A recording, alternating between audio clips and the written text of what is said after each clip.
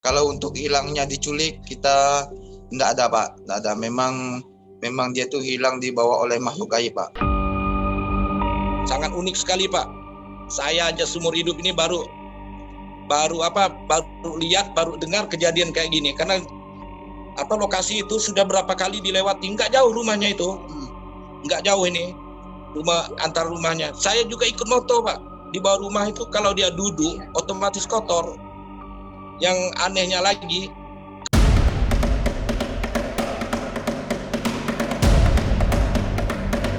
peristiwa anak hilang secara misterius, gaib, dan mistik kembali terjadi.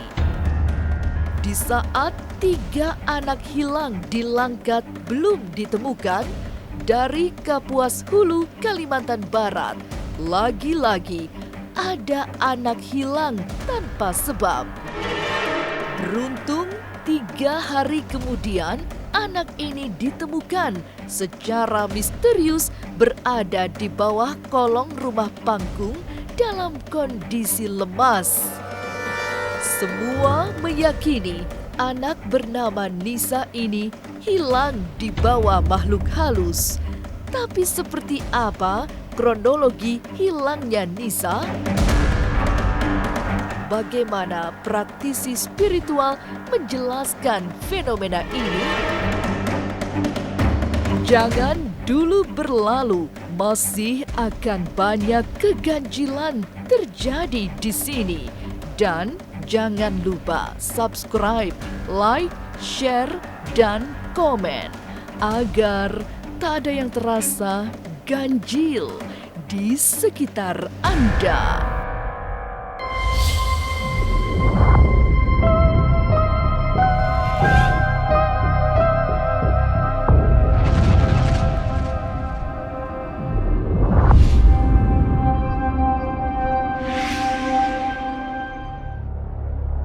Peristiwa menghebohkan ini terjadi di Dusun John Parasum, Desa Semitau Hulu, Kecamatan Semitau, Kapuas Hulu, Kalimantan Barat. Nisa yang berusia 10 tahun awalnya menginap di rumah bibi dan pamannya pada Jumat 13 November 2020. Pagi-pagi pulang, tapi sore hari sudah tidak ditemukan.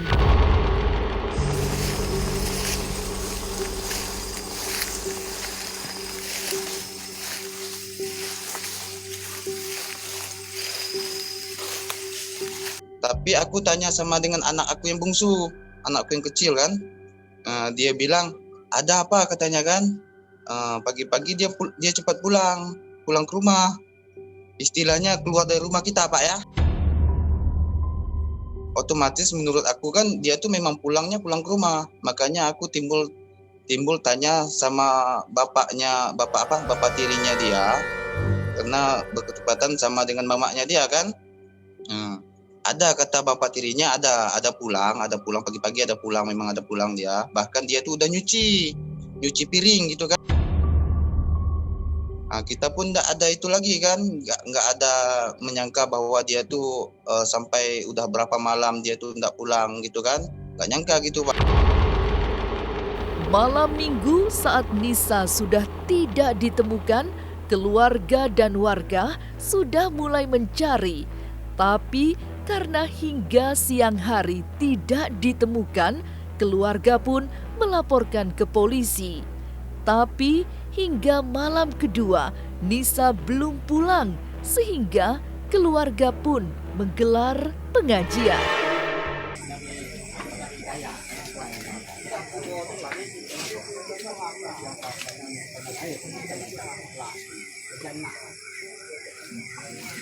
Katakanlah malam Minggu udah mulai cari mamak kandung dia sama istri saya. Istri saya tuh saudara mamak kandungnya dia tuh. Siang hari Selasanya kupaksa untuk laporkan ke pihak yang berwajib. Terus ada salah satu teman kita di sosial media seperti Facebook, terus langsung postingan. Dari itulah mulai tersebar. Alhamdulillah dengan pencarian masyarakat setempat. Sempat lapor polisi kita, Pak. Malam kedua dia hilang, memang ada pengajian di rumah untuk ikhtiar untuk pencarian gitu, Pak.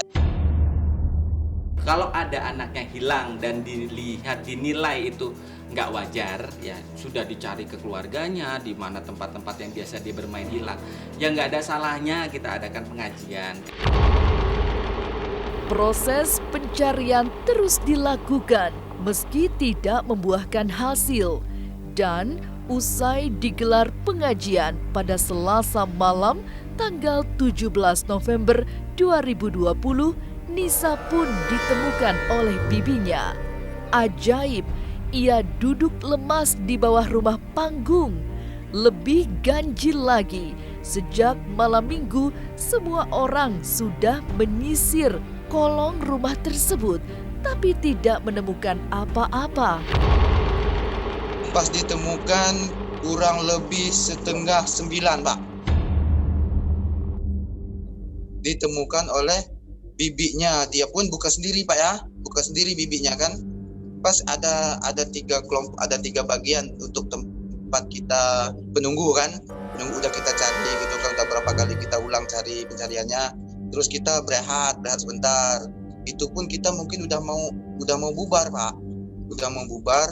Terus ada 3 bagian untuk nongkrong ataupun grup gitulah kan. Ada yang di rumah dia, terus ada di depan rumah dia, terus ada di sebagian di ujung jalan gitu kan. Di ujung jalan itu mungkin ada sekitar kurang lebih puluhan orang gitu kan. Mungkin hampir setiap orang itu mau nyenterkan di bawah kolong rumah kita. Kehebohan belum mereda meski Nisa sudah ditemukan, sebab banyak yang bertanya mengapa anak itu bisa hilang secara misterius. Lalu, mengapa bersama ditemukannya Nisa ada kelambu, bantal, dan kain di bawah kolong rumah panggung tersebut? Jangan kemana-mana, tetap subscribe, like, share, dan komen agar tak ada yang terasa ganjil di sekitar Anda.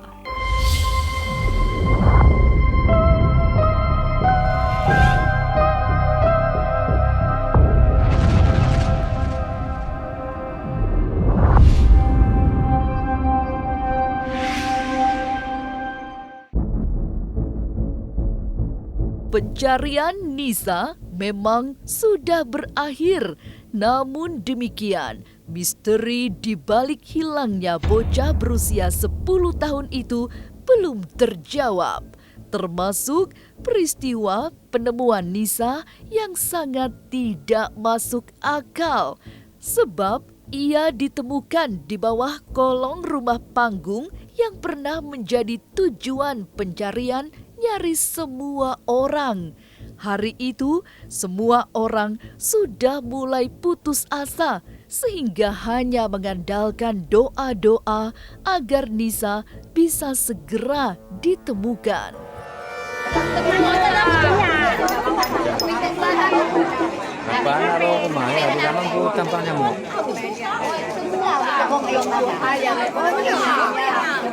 Jadi istri saya tuh mungkin udah kehabisan pemikiran untuk carinya kan. Ketemu dengan orang-orang pintar, katakanlah orang-orang pintar mengatakan bahwa dia tuh di hutan tak jauh dari sekitar rumahnya. Kita bacakan surah Al-Kursi, terus Al-Fatihah, terus di batang kayunya pun kata kita sini kayu ara itu kan, udah diazanin gitu. Sepulang itu kita berhenti, udah mau bubar, itulah kurang lebih sekitar 20-an menit, Pak. 20-an menit kita udah berhenti pencarian terakhir tuh. Ngomong-ngomong aku dengar istri saya minta tolong kan. Tuh Anes itu katanya kan. Tolong katanya, tapi dia tuh enggak langsung dia yang ngambil. Mungkin agak sekitar puluhan meter ada Pak dia dari si Anes itu kan. Pada saat hilang saya lihat memang kondisinya sudah blackout. Kalau kita mau bicara masalah metafisik ya, sebenarnya anak ini sama Allah mau dikasih kepercayaan untuk bisa komunikasi dengan bahasa jin. Ditemukan di bawah kolong rumah panggung, kondisi Nisa sangat lemah. Tubuhnya seperti tak berdaya, tapi matanya justru tajam menakutkan. Kakinya lurus, Pak. Kakinya lurus, yang jelas duduk. Duduk sambil nyender. Katakanlah kepalanya agak apa nama tuh? Agak noleh ke bawah gitulah. Agak congkok gitu kepalanya. Seperti katakanlah masih melihat sesuatu ataupun pengennya diambil gitu, Pak ya. Tapi matanya sangat seram, Pak. Matanya sangat seram. Pandangannya tajam, sangat tajam, Pak. Fisiknya udah melemah, Pak. Fisiknya. Yang ngambilnya pun itu saudara dia, saudara yang nomor 2. Saudara nomor 2, kakaknya. Nah, intinya leluhur itu ingin menyelamatkan. Cuman 3 hari hilang itu kan si eyang leluhur yang datang itu pengen menyelamatkan. Entah bahasanya mau dibawa kemana untuk diselamatkan. Mungkin di repair pikiran sukma hatinya supaya normal kembali. Nah cuman setelah warga situ mengadakan pengajian, ya kemungkinan besar si eyangnya itu melihat, oh warga sini ternyata masih bisa peduli sama ini anak gitu kan. Nah mungkin juga ada saudara-saudara dari keluarga anaknya si itu, lihat, jadi ingat, ada anak ini yang mesti diselamatkan gitu ya. Makanya si eyang itu mengembalikan lagi ke tempat waktu anak itu diajak gitu. Keajaiban lain muncul setelah Nisa dibawa pulang.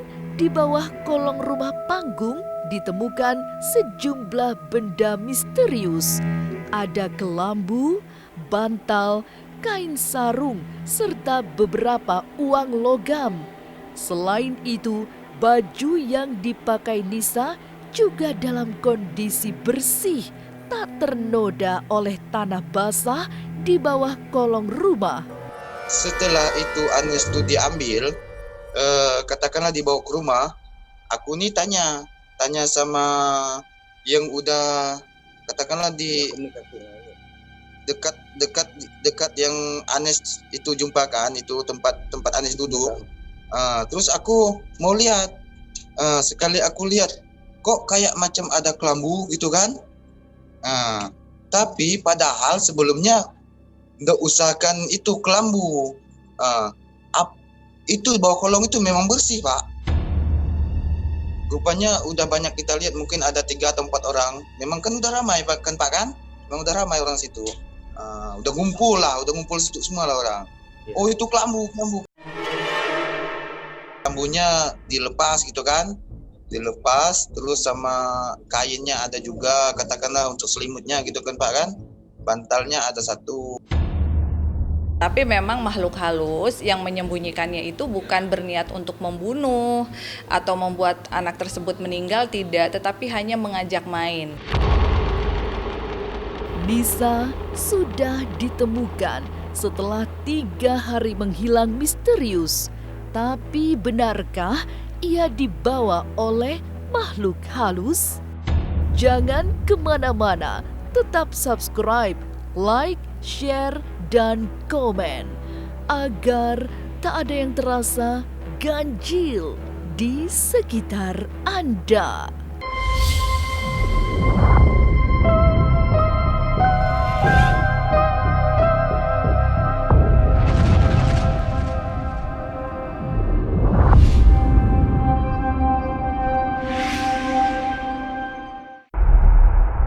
Tidak ada yang bisa menjelaskan peristiwa hilangnya Nisa yang misterius. Sang paman juga hanya bisa menyimpulkan Nisa dibawa oleh makhluk halus. Apalagi banyak tanda-tanda ganjil yang ditemukan, termasuk kulit Nisa yang tiba-tiba penuh cairan seperti lendir. Keyakinan itu semakin kuat setelah mendengar cerita Nisa bahwa ia sebenarnya ikut 2 orang yang mirip dengan ayah dan ibunya. pagi itu dia tuh kan siram bunga. Jadi bertepatan tadi malam kita tanya, dia tuh hilang, katakanlah hilang waktu dia habis nyuci, dia tuh siram bunga. Terus kayak ada mama bapaknya dia yang manggil gitu kan, yang ngajak gitu kan, ngajak pergi gitu. Menjak itu pun waktu itu langsung dia udah enggak ada lagi gitu. Kalau untuk hilangnya diculik kita enggak ada Pak, enggak ada. Memang dia tuh hilang dibawa oleh makhluk gaib Pak. Karena badannya kayak ada macam keringat lendir gitu kan, keringat lendir gitu. Terus kuku kaki sama kuku jarinya memang udah ada kotor. Tapi yang kita herankan pakaiannya keseluruhannya kan, dia duduk tuh, kalau memang dia duduk di tanah, yang kita lihat kan duduk di tanah, ngapain pakaian dia tuh ndak kotor. Sebenarnya kalau sosok yang menyenangi anak-anak memang nggak jauh dari sosok seperti Wewe Gombel gitu ya. Jadi di tiap daerah tuh biasanya ada sosok nenek atau ibu gitu yang ya dadanya besar gitu. Mereka tuh senang banget ngajak anak-anak main.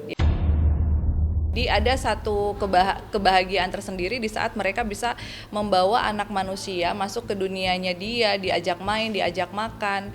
Tetapi tidak jarang juga yang lama tidak dipulangkan, akhirnya kemudian meninggal. Cerita Nisa semakin menarik setelah diajak oleh dua sosok yang mirip orang tuanya selama 3 hari menghilang. Ia mengaku sudah berada di kolong rumah panggung. Ia juga sering teriak minta tolong, tapi kerumunan warga yang mencarinya tidak melihat dan tidak mendengar teriakannya. Pertanyaan istri saya ke dia bahwa dia tuh dua hari sebelum ketemu tuh dia pernah itu minta tolong, tapi tidak ada satupun yang dengar. Dia tuh lihat kita Pak, melihat kita dia, tapi kita tidak lihat dia. Dia bilang memang dia tuh lihat kita. Sangat unik sekali Pak. Saya aja seumur hidup ini baru lihat, baru dengar kejadian kayak gini. Karena lokasi itu sudah berapa kali dilewati, nggak jauh rumahnya itu, nggak jauh ini. Antar rumahnya. Saya juga ikut moto Pak. Di bawah rumah itu kalau dia duduk otomatis kotor. Yang anehnya lagi, kelambu, tahu kan kelambu kan? Kelambu itu digantung tiga sudut. Tiga sudut. Ada selimut, ada sarung, ada kain, ada sarung laki-laki, ada sarung perempuan, ada dompet, uangnya uang receh semua, uang keras. Dari mana datangnya? Ditanya enggak ada yang hilang, kelambu, kain sarung, selimut. Sekarang barang-barang itu udah diamankan di kantor polisi semua. Tapi benarkah Nisa memang dibawa bangsa tak kasat mata? Nah, saya mengarah ke sana kayaknya, ya saya tidak percaya sih saya sebenarnya. Cuman ya seperti itu adanya. Kondisinya lemah, jadi udah sekian hari itu kan, tidur dia di bawah kolong tuh. Dia ada bantal, ada baju, ada pakai baju dia. Anak tersebut masih bisa selamat, masih bisa dipulangkan karena memang selain orang tuanya berdoa juga ada bantuan dari leluhur gitu. Peristiwa hilangnya bocah berusia 10 tahun di Kapuas Hulu masih terus menjadi perbincangan, misterius dan penuh keganjilan. Semogalah kejadian ini semakin mendekatkan diri kita kepada Tuhan. Inilah Ganjil yang akan menguak berbagai misteri di alam nyata dan tak kasat mata. Sampai jumpa pada episode selanjutnya dengan kisah-kisah ganjil setiap hari Senin, Kamis, dan Jumat pukul 5 sore. Tapi sebelumnya, jangan lupa subscribe, like, share, dan komen agar tak ada yang terasa ganjil di sekitar Anda.